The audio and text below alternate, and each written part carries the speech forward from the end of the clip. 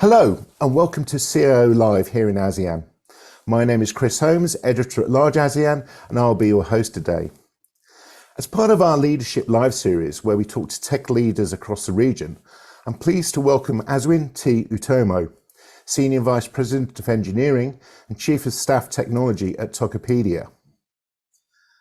So before we get started in our discussion on innovation today, Aswin, can you share a little bit about your background and how you became a tech leader? Sure. I think my journey I'm pretty sure it's quite different. To start, I'm born in Indonesia. I'm born and raised in Indonesia. I went to high school in Australia. Been there for 5 years. Finished my high school, then moved to the United States. Where I went to college in UC San Diego, majoring in computer science. And I think that's where it starts. I think in the end, what drew me to technology is the ability to problem solve. I like hard challenges. I think it's what drives me. I think that's why I'm in it. I remember back in the day when I was when I was in high school, one of my parents' friend told me, "Oh, computer science is something that it's really hard. It's the future." And I got okay. Let me see what is it all about. And I think that's where it started. So I majored in computer science in UC San Diego. Graduated. I worked in Los Angeles for a few years before deciding to go back for good to Indonesia. And I think one of the main reasons why I went back is I think there's still a lot of opportunities in Indonesia on technology related area. And wow, I mean, ever since I'm back till now, it's been leaps and bounds. The development, the speed it has grown, it has been amazing. And I think that's what drives me. I think there's a lot of opportunities. There's a lot of problem solving to be had. And when I'm in Indonesia as well, I went to be a management consultant, a senior management consultant at a firm focusing on technology as well. And then I started my own startup back in end 2009, early 2010. Made a lot of mistakes, bootstrapped it. I raised fund for the startup. And then I think the major reasons why I joined Tokopedia is one of them is that my startup was acquired by Tokopedia. So me and my team joined Tokopedia. But I think what keeps me in Tokopedia is the people, the culture, and how it's very impactful to the whole community. And I think that's why since 2017 until now I'm still in Tokopedia. I think the things that Tokopedia is doing really impact the whole Tokopedia, small businesses, and I think that what really matters. So yeah, that's a short journey that I have. It's very unorthodox, I know, but it's quite exciting. That's fantastic. That's fantastic. And I love the fact you sort of talk around those opportunities and the challenges, the two sort of go together. So, I mean, before we get into the discussion around innovation, maybe you could just share, who is Tokopedia and what do they actually do? So Tokopedia, we're a Indonesian-based technology company. It's not just in e-commerce. I think a lot of people think that Tokopedia is just e-commerce, but we're not. We're a financial technology company. We're logistics. We're payments. We're everything combined. And now, recently we merged with Gojek and to be a go-to group that focuses on a lot of things. I think, as you know, Gojek is the ride-hailing company. We have GoPay as part of GoTo Financials as a payment company as well. So we're part of that big group, but Tokopedia itself is focusing on a lot on digital commerce. And maybe you just give us an idea of the scale in terms of sort of your outreach across Indonesia and sure. number of transactions or number of people you deal with on a daily basis.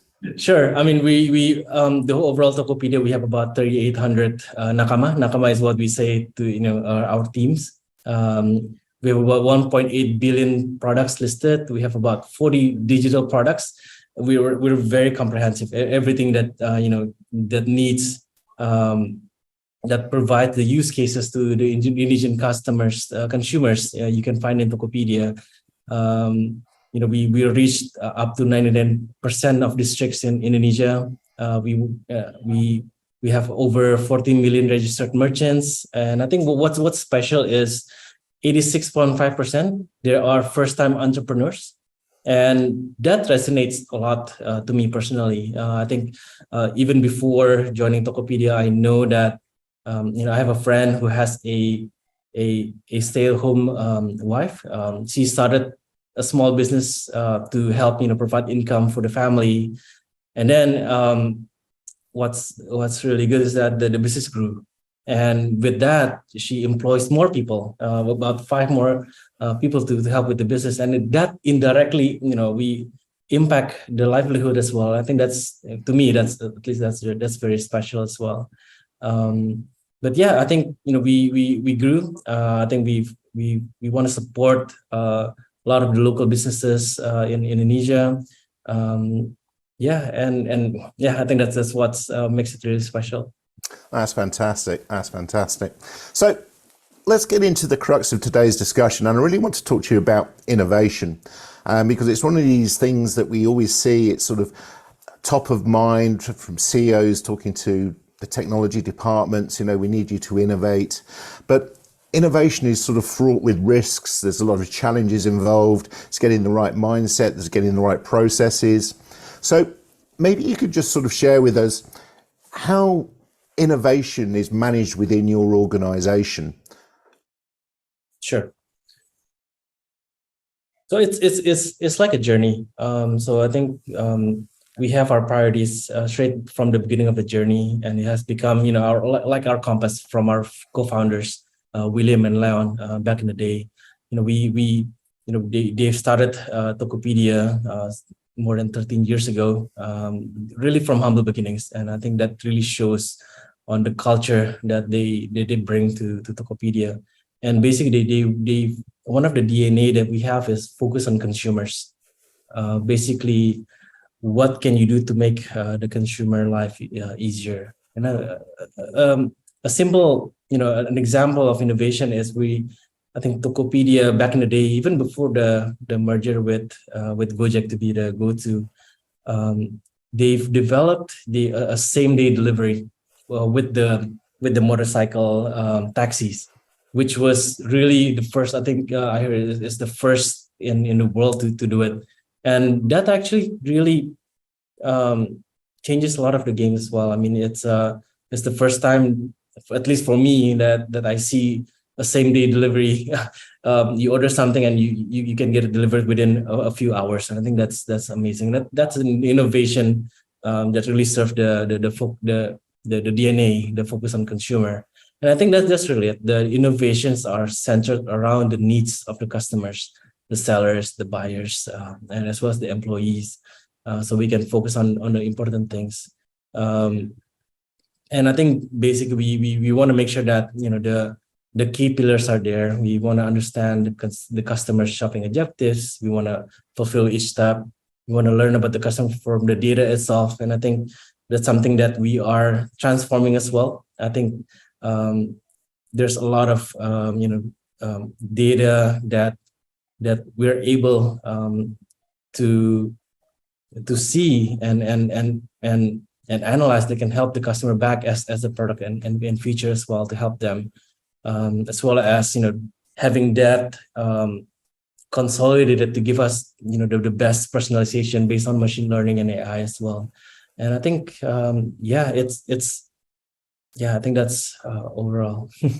So, I mean, it's really interesting that you talk about innovation there around that same day delivery. And I think what I find very interesting around that is the fact that it's not just sort of the customer experience, the ordering experience, which is data driven, it's on the phone, it's on your computer, but then it's that tying that into the back end, tying that into the warehouse, tying that into the logistics. So again, you're starting to span much more than just that digital experience. Yep. So, I mean, how has maybe innovation changed since the pandemic? I mean, because we saw a lot of organizations speed up their decision-making process and become much more innovative as they move to digital very, very rapidly during the pandemic times. But has that effectively changed the way you manage innovation post-pandemic? There's not, in my opinion, there's not much change. I think the way we work is different. There was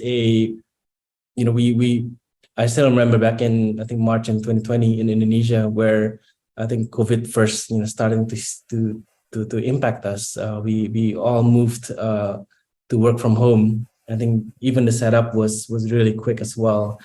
But I think overall the organization adapts, and I think it doesn't affect us in a way that it affects the innovation. I think the organization is structured in a way that the team it can go from the bottom up as well as the top down as well as all the executive sponsor for each of the innovations. I'll give you an example. I think myself and a lot of the technology leaders, we encourage innovation. So when our team members they want to explore something, we never say no.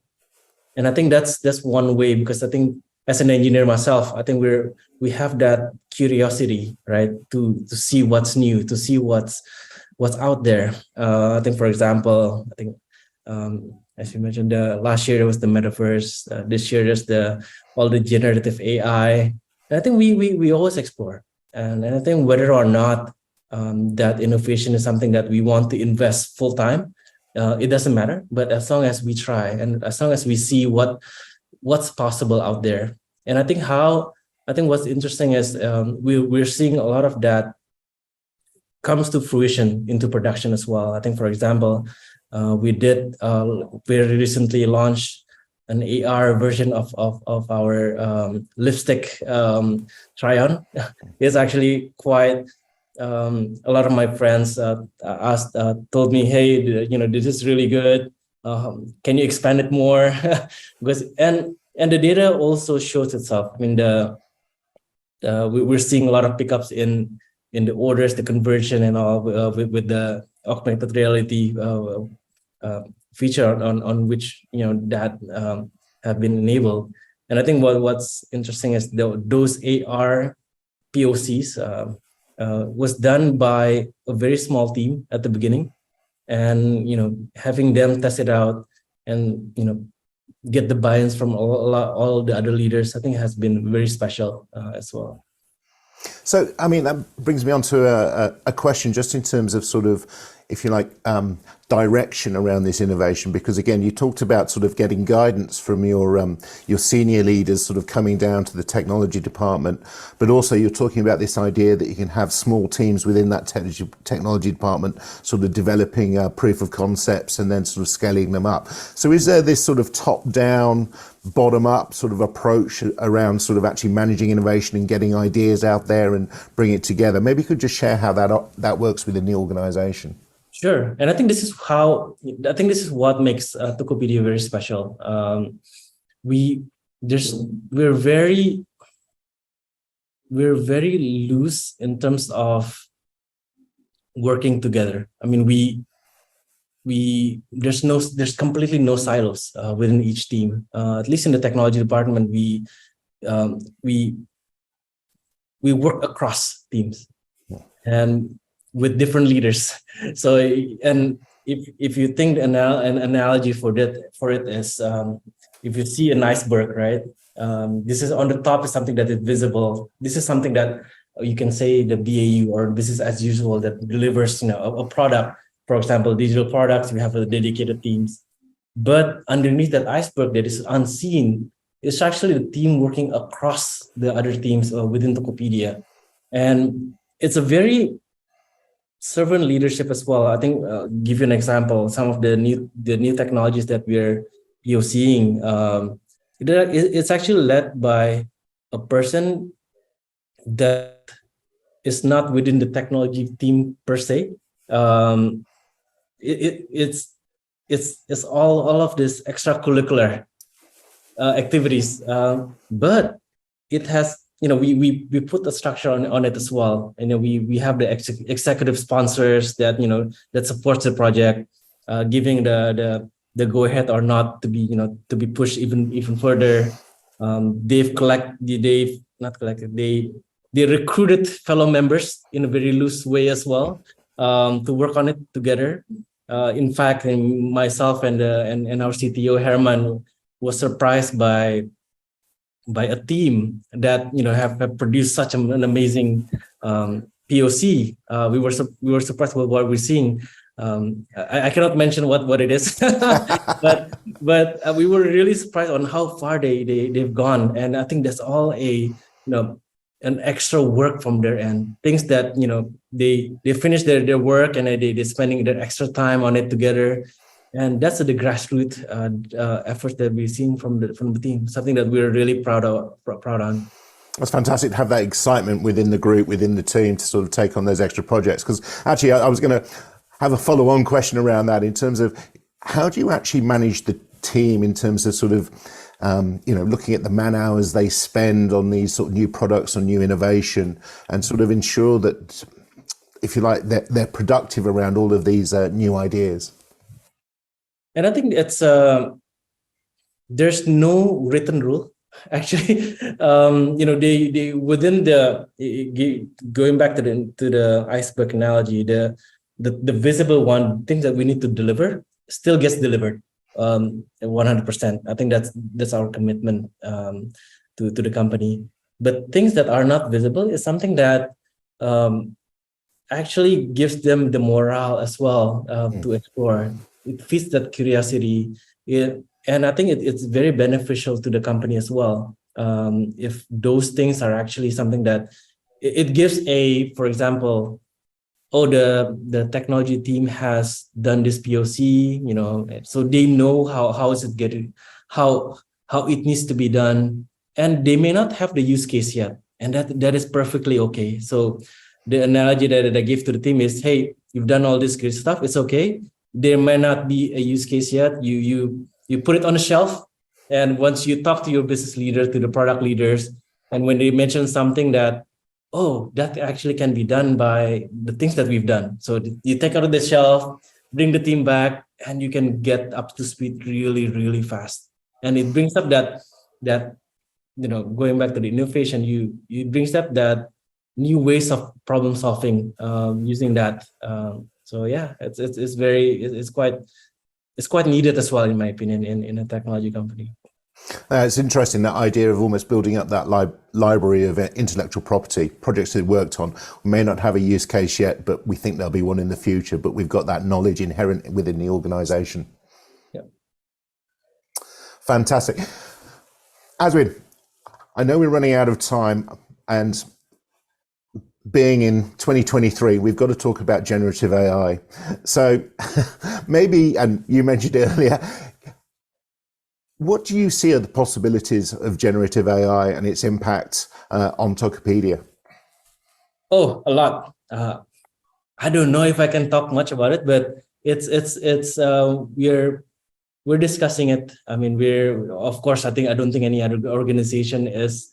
I don't think no one is not talking about it. I think it has a big impact. We're seeing how it goes.